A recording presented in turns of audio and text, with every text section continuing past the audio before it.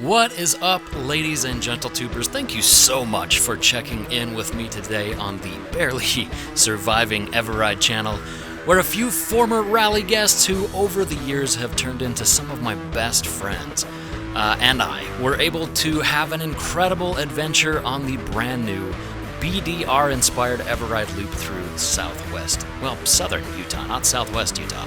And this route, most people when they come to Utah, they head straight for Moab or St. George or the Utah BDR, maybe Green River or the San Rafael Swell for a lot of locals.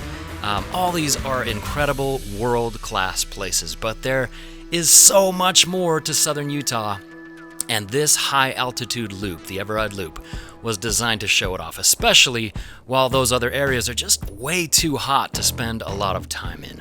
So we're going to start off with a highlight reel, which I uploaded a couple weeks ago, but YouTube only pushed it out to 2% of my subscribers for some reason. YouTube has really kind of shadow banned my channel, and ouch.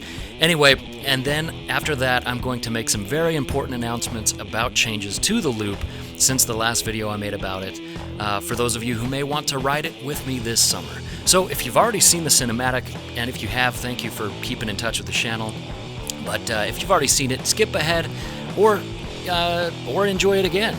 Either way, crank up the speakers or throw on your headset, dial the resolution to 4K, and enjoy this little cinematic.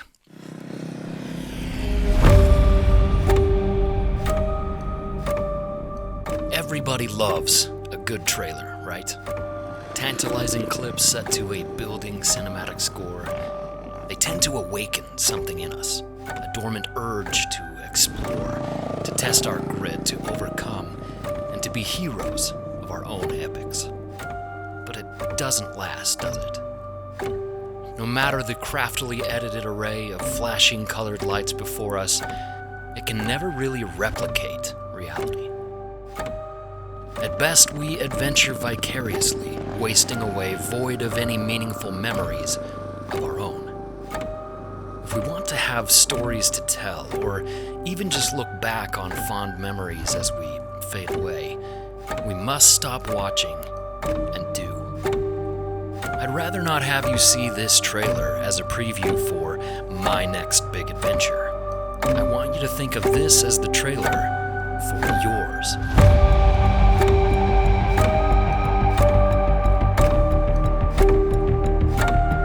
What do you think, Michael?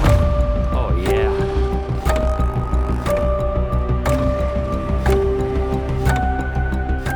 You will never have an adventure like this by looking at a screen. You will never create lasting memories by staring at pixels.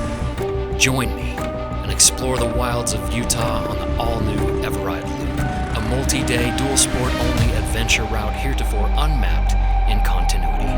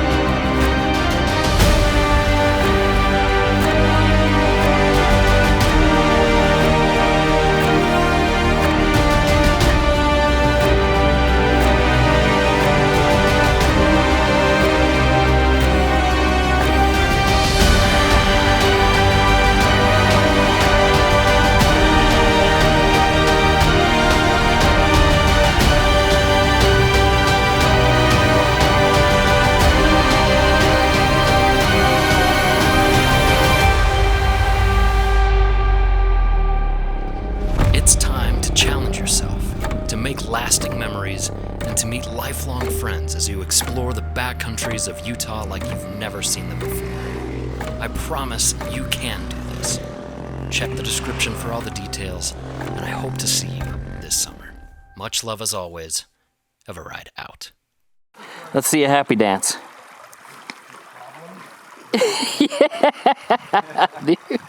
Alright, you guys, I hope that you enjoyed that little cinematic, maybe even enough to give that like button a little tappy, make YouTube's evil overlord algorithm happy. So I have to be honest, while filming the first go of the eveRide loop with these guys, we actually weren't on a whole lot of the main eveRide loop. Snowpack at high altitudes meant that we stuck to lower altitude bypasses and trails, many of which you might not choose to take during the warm season. So, while some of this footage isn't of the main path of the eveRide loop, it still features some of the harder bypasses, and even then, much of the footage is actually of the loop itself. So what we were mainly testing was the logistics of the rally, camp setup, stuff like that. And we had some of my best moto buddies come out and give me brutally honest feedback about the rally structure and about the loop itself. We had Minnesota Mike, aka Michael the Finesse Varness, a rally regular, an incredibly talented Finnish carpenter, and just all around, absolute rock star. He was there on his Tiger 800. Here we have Happy Dance Dan, a legitimate genius and Army veteran who has joined me and helped with many rallies before, including in the DR. Michael was also in the DR with me, and he was rocking his DRZ 440. Here we have Spitsky. He's a shred rally participant and was also in the DR. He is the #1 desert racer in his class in the nation, representing SoCal's Desert MC, and he's flogging his KLR 650. This is Stephen Chen. He's an Army Airborne Field Artillery veteran, a rally regular, and he owns Arclight Optics, which happens to be the only eyewear I've used while riding over the last 4 years. He is aboard the KTM 640. And last but definitely not least, we have Slick Nick, take the money and run, Carter. And he is a truly brilliant redneck mechanic. And I say redneck mechanic with legitimate awe and admiration because he's really, really smart. He really can fix anything with anything. And he saved our butts a couple of different times while on this rally. And any rally he comes to is just guaranteed to be a great time. He's usually dancing when he's passing me. He's riding his KTM 350.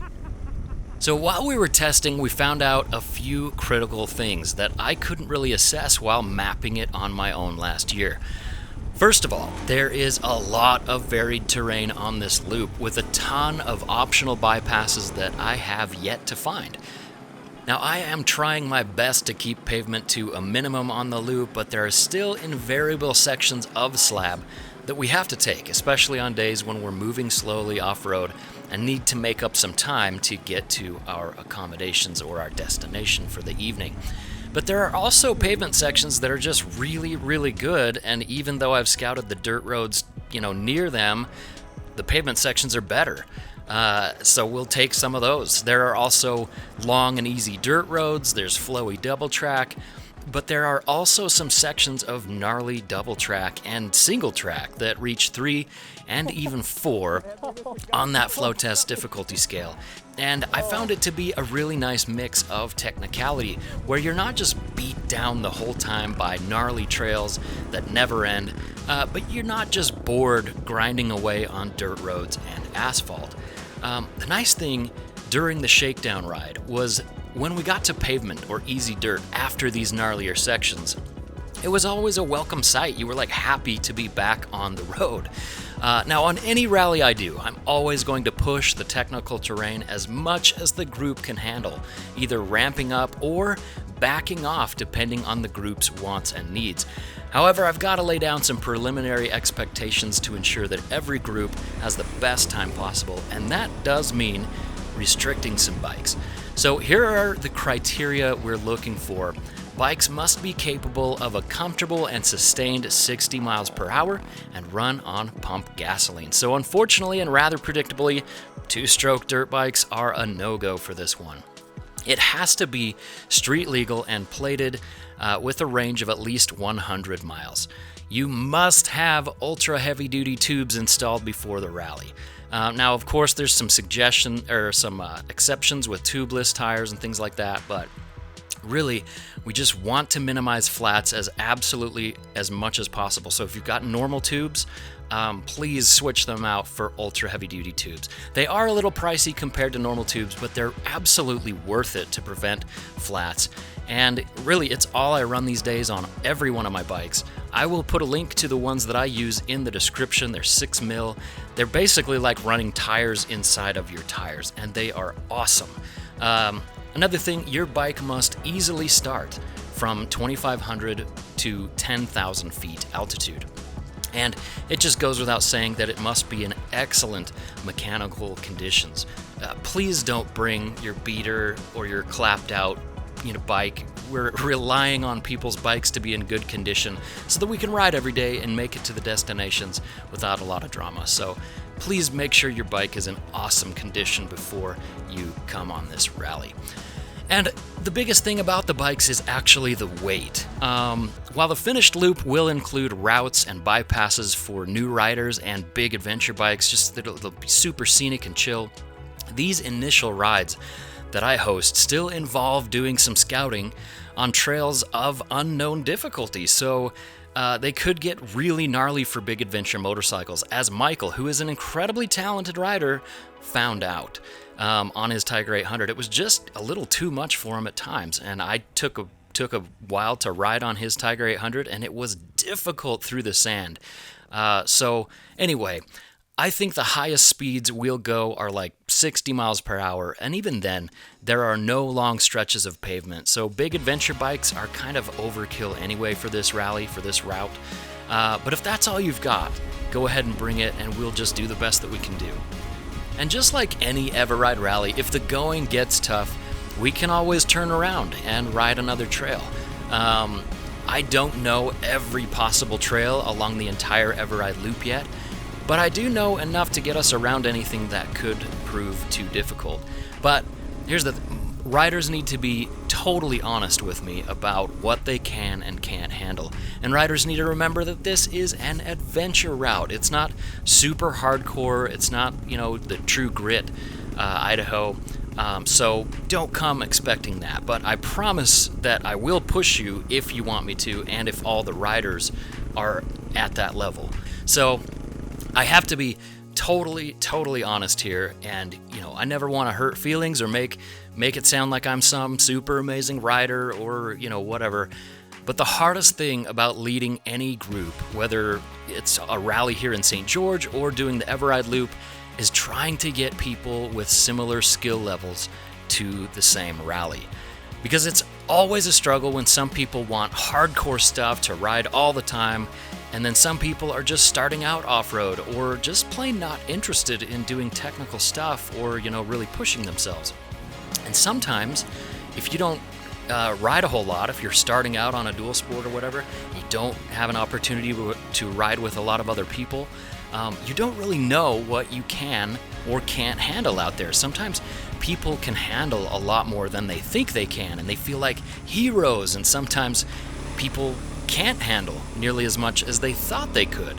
And that's when I hear the comments like, man, Utah is a whole lot harder than what I'm used to in, whatever state or country. Or, this looks way easier in your videos, Tyler. And the thing is, that's no biggie. You just don't know until you know, right? For example, and I'm not tooting my horn, this is not about that. I recently watched the documentary on the brand new Oregon BDRX, which is a 2-day, 246-mile loop, and it looks really amazing. And there's a part in the video where one of the riders is talking about making one of the sections an expert-only section. And, I know things always look easier on camera, but what they showed in the video looked like, it kind of looked like what a lot of the easier sections of the eveRide loop are, like flow test 2s and maybe low 3s. Now, here's the thing. I'm not saying that, trying to say that the eveRide loop is so much more hardcore or so much better or anything like that. I'm only trying to say that cameras can be deceiving, and it was probably harder than it looked. And expectations and the definitions of what is easy and hard are rarely the same from rider to rider. And once again, until I go ride the Oregon BDRX, I don't know until I know. So what I'm trying to say is just, you can't look on camera and be like, well, this trail's way harder. I ride harder stuff than that. How come they're complaining that it's, experts only? I wasn't there. All I'm looking at is a couple of clips on a camera. It's probably a lot harder than it looked. That's what I'm trying to say. So anyway, here's the solution to that gap between the expectations and the reality of how difficult a trail is. And this is what we're implementing on the eveRide Loop rallies. We start on easy dirt roads, then I'll gradually ramp it up as the rally goes on. And as soon as we reach the point where even one rider starts slowing down or struggling, I'll back it off a hair, and that will be the toughest level of riding that we will attempt during the rest of the loop. Now, a critical element, and I said this before, a critical element to this is that riders have to be brutally honest about what they're comfortable with. If something starts to feel over your head, you have to let me know immediately and just say, I'm not feeling this. This is a little too much, or this, whatever. I'm not comfortable with this. And another thing, sometimes weather just gets in the way and makes the trails impassable. Sometimes rider fatigue or an injury or bike issues or mud or any number of variables happens and can really screw up a day. So when you're coming on an adventure ride, expect that. Expect your day to get screwed up, and you won't be disappointed when it invariably happens. Another thing, if you're a really good rider and you can't stand slowing down, helping people, or waiting for slower riders, this isn't going to be a rally for you. On the flip side, if you're an inexperienced rider and you can't handle riding off-road basic trails, and you're going to whine and cry and throw a tantrum if the riding gets hard for you, this isn't going to be for you either. Remember, the number one rule for these rallies is no whining. And I'm not saying that, well, I'm hardcore. I'm just saying, if you tell me up front if something's too hard, cool. We'll turn around, we'll do something else, we'll solve it.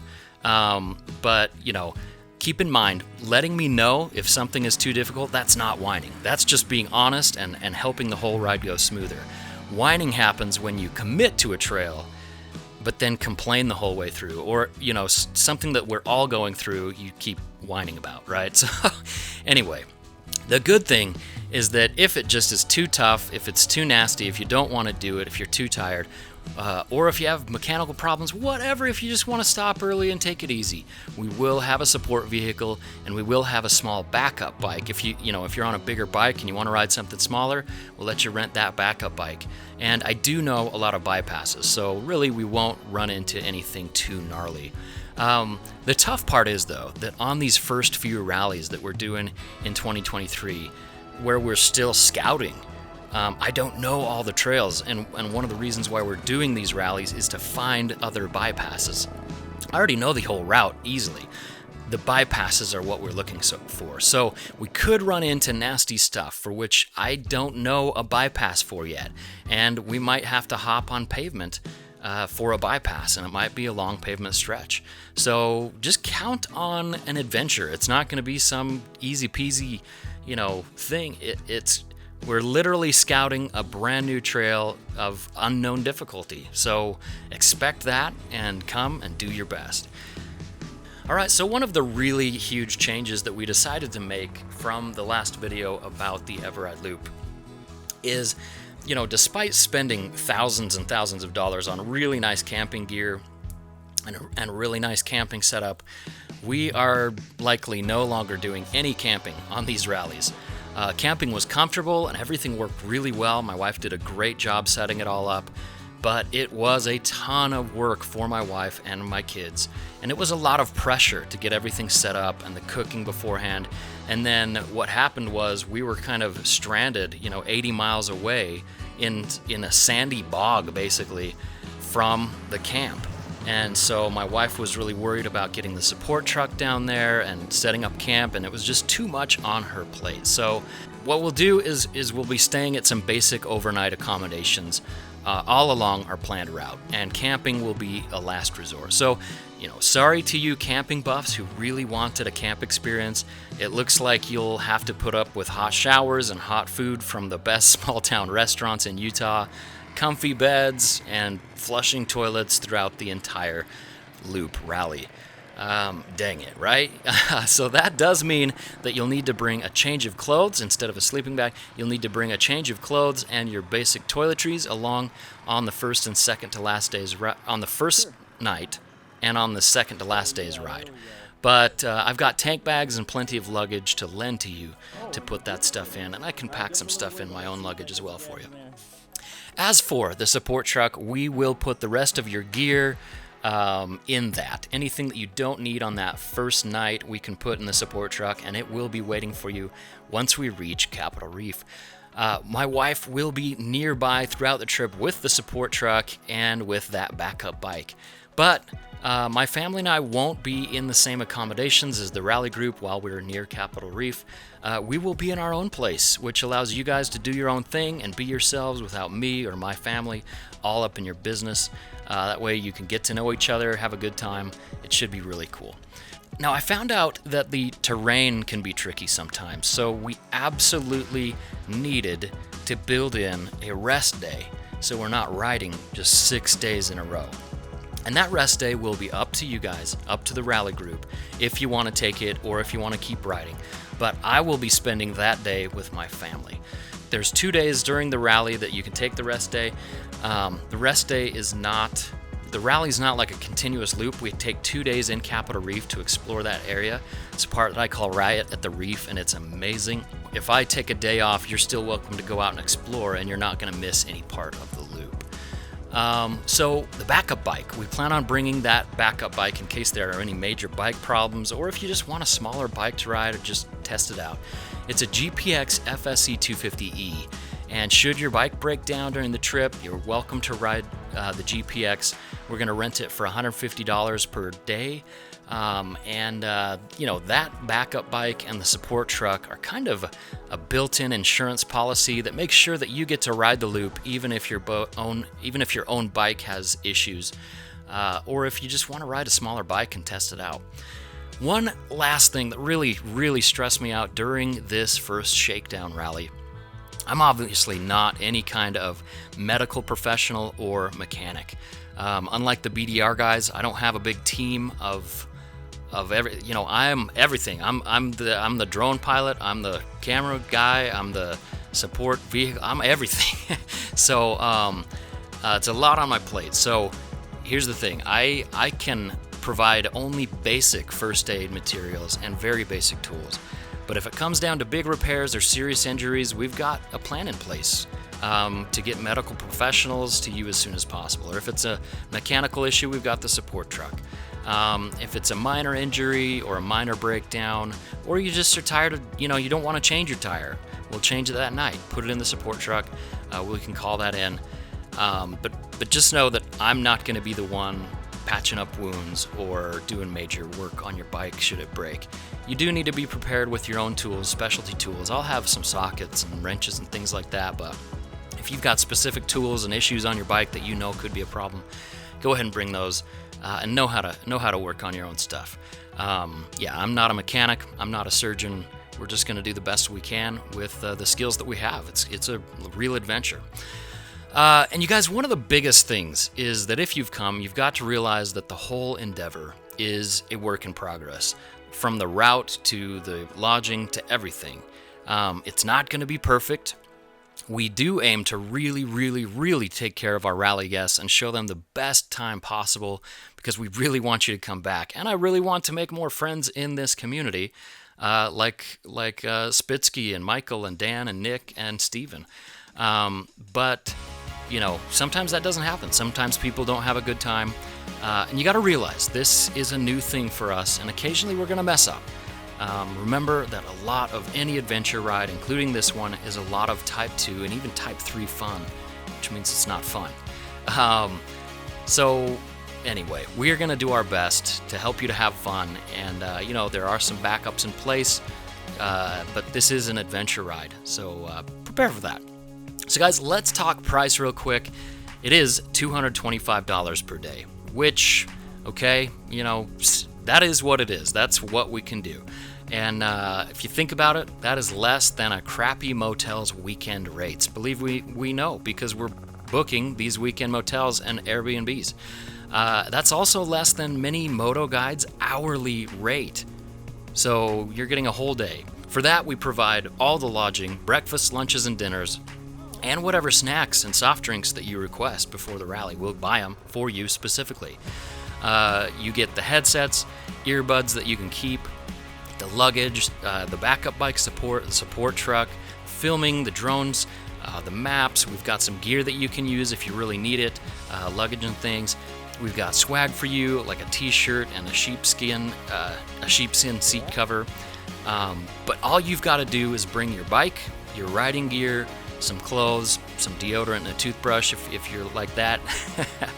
And your only additional expense during this whole trip will be your gasoline in your bike and basically your trip out here to Utah. And your ultra heavy duty tubes. Don't forget those. You got to get those. And if you need to rent a bike, send us a message on the website and we'll see if we can set you something up. We've always been hosed on rentals. We've never made money on renting bikes because we never charge enough and people just hammer our motorcycles even when I'm sitting there watching them.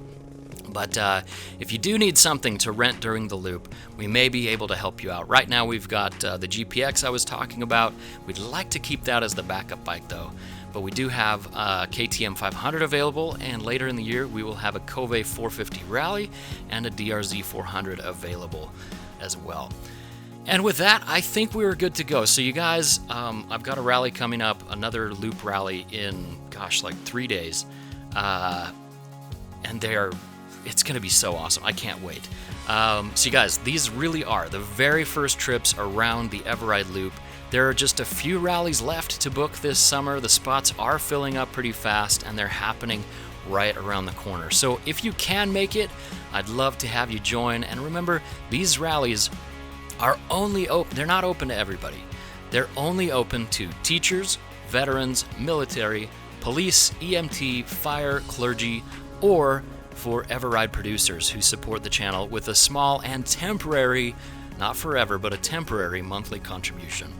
And that is just my way of saying thank you and getting to meet amazing, like-minded people who have tough and often thankless jobs that want to get out on events like this but can't afford the outfitters out there that literally cost 6 times as much. Nothing against those guys, but I just don't understand how they charge so much. But anyway, that's the only people that can come on these rallies. If you're just a normal person, become a producer and you get that deal. But otherwise, teachers, veterans, military, police, those guys, you all can come. Just as a way to say thanks. Anyway, you guys, so much love for watching this video, for finding about these rallies, and we will have so much more information about the loop. We'll release the maps fairly soon. We got to figure out which bypasses are what kind of difficulties and where the hot weather areas are, where the cold weather areas are. We want to make it so if it's hot, you can ride in the mountains. If it's cold, you can ride in the valleys. And so that it's an unstoppable route. You never have to turn around because of weather or whatever. You can just find a different route. And also rate difficulties. I mean, there's a lot that goes into these. As you know, the backcountry discovery route guys, they are amazing. They do an amazing job. And even with a big team and a lot of support and money, it takes them years to come up with even the short loops like the Oregon BDRX. So for me to try to do this in 1 year, scouting in 1 year, I've scouted it for a couple of years now. It is an enormous undertaking. So, I'd really appreciate your help and support mapping this out with me this summer. Anyway, guys, thank you so much, and much love as always. eveRide out.